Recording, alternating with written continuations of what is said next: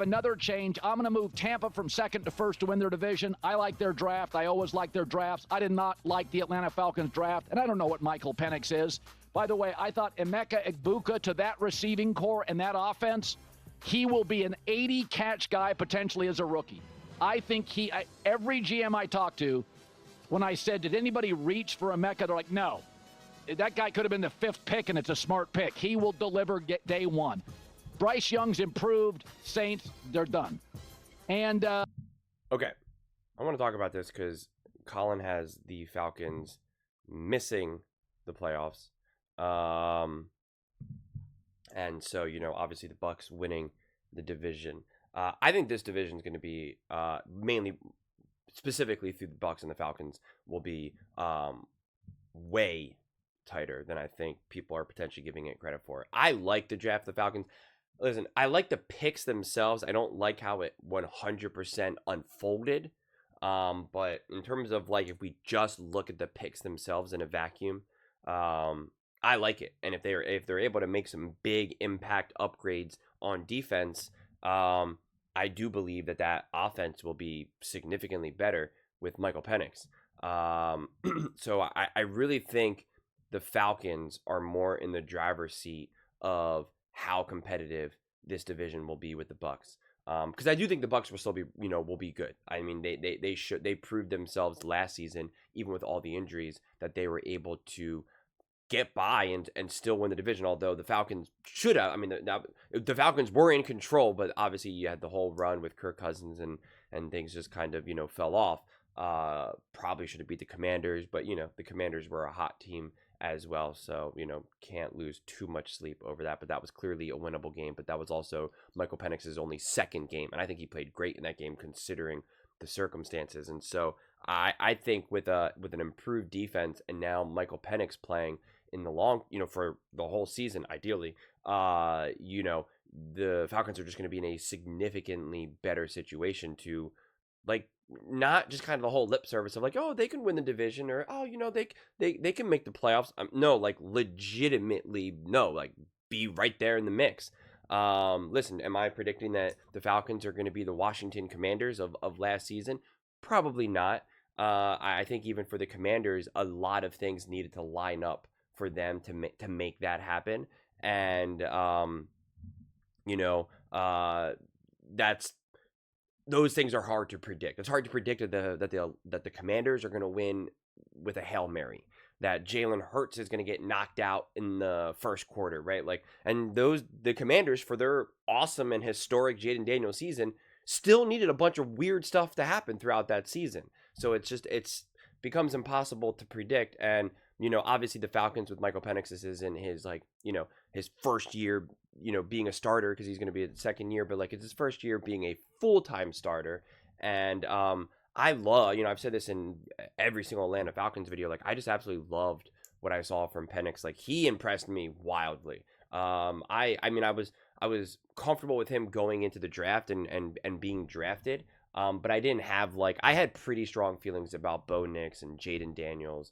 I had decent feelings. I wasn't, I'm not going to act like I thought that he was a bust, but I was also not predicting that Penix was going to take over the league when he was drafted by the Falcons either. But I personally was wildly impressed. I mean, the type of throws that he was making, the level of anticipation and how he was able to really lay the ball, read the coverage. I just, there was a couple throws that he made against the New York Giants, and I get it, the Giants aren't this great team, but there was just a couple throws, how layered they were, and I mean, considering it was his first game as a start, in the NFL, I'm just I was just wildly impressed. I really was. There's just no other way to put it. It was obviously not perfect. He was obviously not flawless, as I would never expect someone in their first 3 starts, but I just have to imagine, I was already impressed with what I saw, and if he played the whole season, I believe they make the playoffs. And now I'm imagining he has to improve. He has to be better than what I had already saw before. So it's just I'm expecting an even more elevated quarterback there. Although I'm still leaving the door wide open for him to still have his rookie moments, because he didn't even get to have his rookie moments because he only played 3 games. So I'm still expecting him to have many ugly moments, honestly. I'm expecting him to have a game where you're just like, he threw 3 interceptions, man. Like, you can circle him and say he's why you lost. Like, I'm still leaving the door open for that, which is why the Bucs kind of do have that advantage, because you're not necessarily going to say that. This division probably really comes down to their head-to-head matchup. Really probably comes down to that. Can one of those teams win both, or do they just split? If they drop both, either team, I think that'll absolutely be devastating. It always hurts you in the division, but I think for the Falcons and the Bucs, it'll be devastating. And how do you fare against the Panthers and the Saints? Do you go 4-0 against them? Do you drop a really bad game against the Saints, even though they have their third string quarterback in there? Like that's, I think for some divisions, that doesn't matter as much. For other divisions, it's like, that is it right now. That is the difference between winning the division and making the playoffs and just sitting at home and watching everyone else play. And I think for the Bucs and the Falcons, they're at the top of my list of, like, the head-to-head matchup, absolutely, positively crucial. Absolutely crucial. And beating the Panthers and the Saints, like, it'll be funny. It'll probably come down to who's got the best record in this, in the divisional games. Whoever has that will win this division. And like I said, sometimes you can say that about pretty much every single divisional team, and other times it's not true, right? You can drop a couple ugly games within your division. The Eagles and the Cowboys have done that over many years in their own division, and even often splitting head to head with each other, and so it wasn't as dependent on that. But like I said, I think if the Falcons find a way to go 2-0 against the Bucs, it's just like, that, to me, from my viewpoint, that becomes like devastating. And if the Falcons go 0-2 against the Bucs, they're in both games, they played them great, but they weren't able to pull it off. That becomes like, and I'm not overusing this word, like, that becomes devastating, the way how I feel that the season will potentially unfold.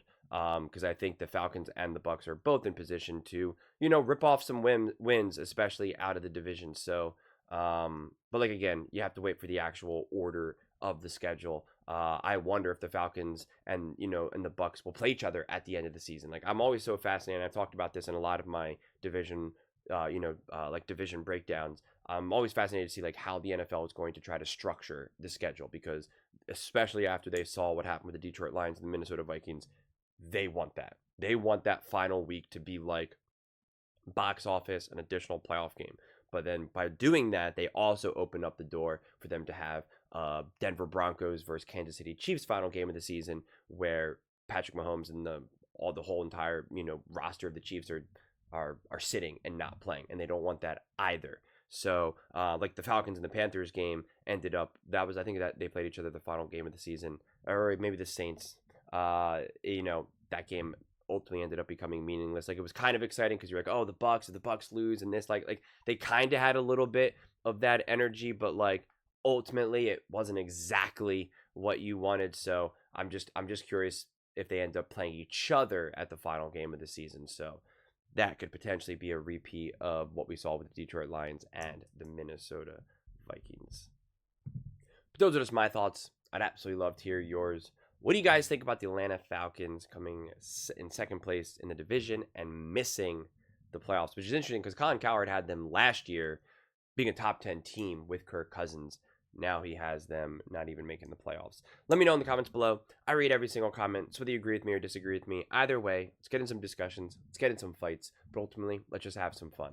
And please do consider subscribing. We are building an amazing community here, and I absolutely love to see you part of it. I want to build something that we all genuinely feel connected to, something that we're really excited to be part of. I think we're all on our way to doing it. Please don't forget to give this video a thumbs up, as it really does help with the visibility and the algorithm. Thank you so much. See you next time.